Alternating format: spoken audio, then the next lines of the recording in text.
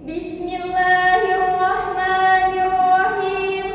Bismillah, masya Allah, la yasukul khaira illallah. Bismillah, masya Allah, la yasrifus suha illallah. Bismillah, masya Allah, ma kana min ni'matin faminallah. Bismillah, masya Allah, la haula wala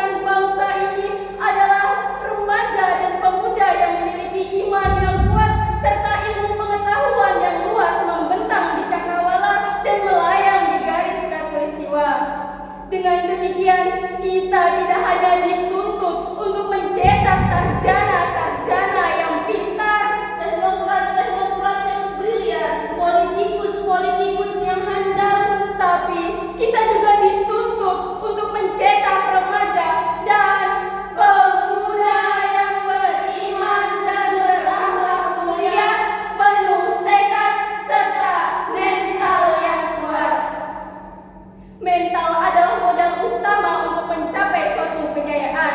Jika mental tertata, karakter mulai terjaga, maka generasi bangsa Indonesia siap menghadapi tantangan dunia. Muncul dasar revolusi mental Indonesia dilandasi oleh cita-cita luhur bangsa ini untuk menjadikan bangsa ini bangsa yang tangguh dan berkarakter. Hal ini ditujukan untuk menggembleng manusia, untuk menjadikan manusia yang baru, berbudi pekerti tinggi dan bermental baja, bersemangat bak Raja Wali dan berjiwa api yang menyala-nyala. Hadirin, begitu pentingnya pendidikan. Bagaimanakah karakter yang sesuai dengan revolusi mental di Indonesia? Dengan indahnya Allah Subhanahu wa Ta'ala menjawab dalam Al-Quran surah Al-Imran ayat 110.